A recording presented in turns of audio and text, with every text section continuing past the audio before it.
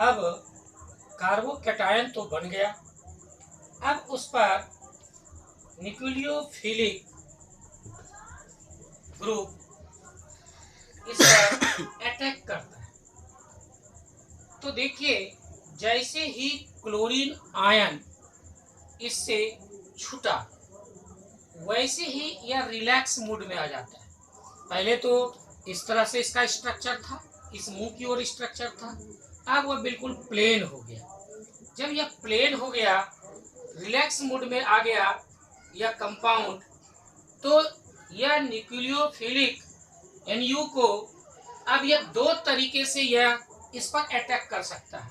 एक सामने से अटैक कर सकता है और यह पीछे से भी अटैक कर सकता है। जब यह सामने से अटैक करता है तो यह न्यूक्लियोफिलिक जुट जाएगा सामने से। देखिए यहाँ जोड़े, अब यह फिर इस ओर हो गया, यहाँ पर जुट गया, जहाँ पर क्लोरीन जुटा हुआ था वहाँ NU जुट चुका है। अब इसका स्ट्रक्चर इस मुंह की ओर हो गया, यानी यह फिर अगर यह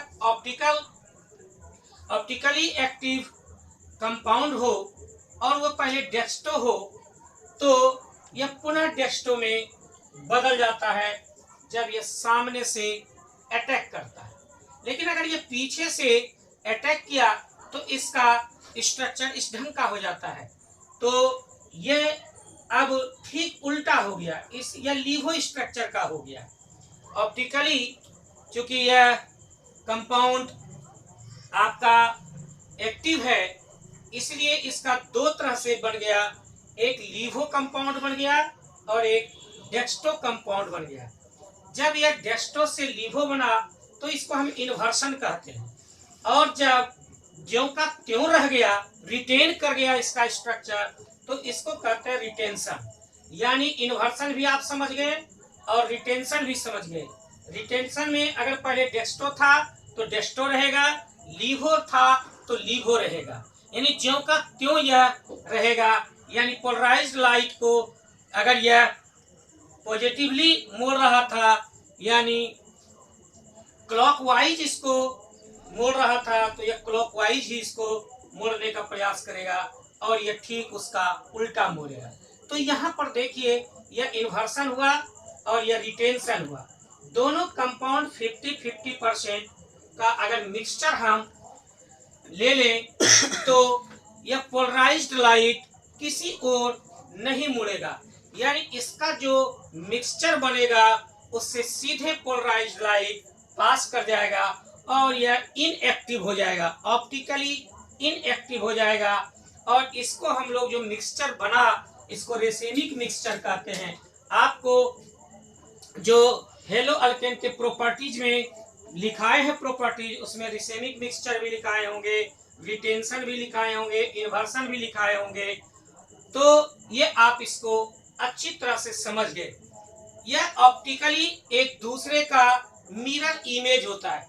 देखिए यह आपका कौन सा बना हुआ है, यह लीवो वाला बना हुआ है, तो यह आपका डेक्स्टो वाला स्ट्रक्चर बना हुआ है, एक दूसरे का मिरर इमेज है। जब यह एक दूसरे का मिरर इमेज रहता है तो इमेंसेशन मॉर्फस कहते हैं। और इस तरह से आप समझ चुके इन्वर्सन, रिटेंशन एंड रेसिमेशन। इसकी रिएक्टिविटी है 3 degree greater than 2 degree greater than 1 degree. 3 degree carbon भी पूछते हैं आप, 2 डिग्री कार्बन भी पूछते हैं और 1 डिग्री कार्बन को भी आप पूछते हैं।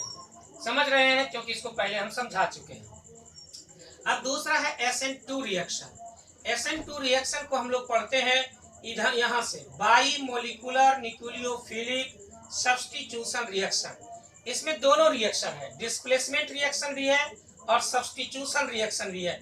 एक ही टाइम दोनों रिएक्शन होता है। इसमें क्या है कि स्ट्रॉन्गर न्यूक्लियोफिलिक वीकर न्यूक्लियोफाइल को हटा देता है। इस तरह से यह एक ही स्टेप में काम होता है और यह रिएक्शन स्लो रिएक्शन है।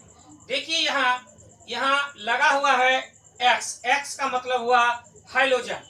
तो हाइड्रोजन का जो निगेटिविटी है वह कार्बन के निगेटिविटी से ज्यादा है, इसलिए इस पर डेल्टा माइनस और इस पर डेल्टा प्लस आवेश रहता है, क्योंकि यह थोड़ा सा यह जो पेयर्ड इलेक्ट्रॉन है, यहाँ पर जो कॉम्बिनेशन हुआ, यह क्या कहते हैं उसको, यह जो कोवैलेंट का जो इलेक्ट्रॉन है, इसको थोड़ा सा क्लोरीन या हाइड्रोजन इसको खींचे रहता है, इसलिए इस पर नेगेटिव चार्ज है, इस पर पॉजिटिव चार्ज है। अगर इधर से न्यूक्लियोफाइल हमला करना चाहता है तो नहीं कर सकता है, क्योंकि यहाँ रिपल्सन का फोर्स लगता है इस नेगेटिव चार्ज और इसके नेगेटिव चार्ज के बीच, इसलिए पीछे से हमला करता है। जैसे जैसे यह इसके नजदीक आता है, यह दूर हटता चला जाता है। इस तरह से आप देखिए न्यूक्लियोफाइल नजदीक आ रहा है और क्लोरीन दूर भागता चला जा रहा है। यह ट्रांजिशनल कंडीशन है। अंत में क्या होता है कि लिविंग ग्रुप हट जाता है और एक नया प्रोडक्ट हमारे पास मिलता है। इसमें ठीक इसका उल्टा स्ट्रक्चर बन जाता है, यानी अगर यह ऑप्टिकली एक्टिव कंपाउंड है, यह पहले डेस्टो था, तो अब यह लीवो बन जाएगा। इससे इसको हम लोग वुडेन इन्वर्सन भी कहते हैं। इसकी reactivity 1 degree greater than 2 degree greater than 3 degree, यानी SN1 से ठीक इसका रिएक्टिविटी है।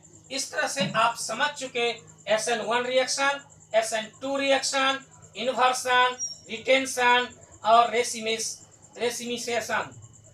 इस तरह से आप अच्छी तरह से इसको समझ चुके होंगे।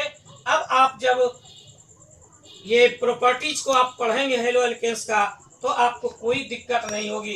ये सभी के सभी आपको पहले ही पढ़ना चाहिए था।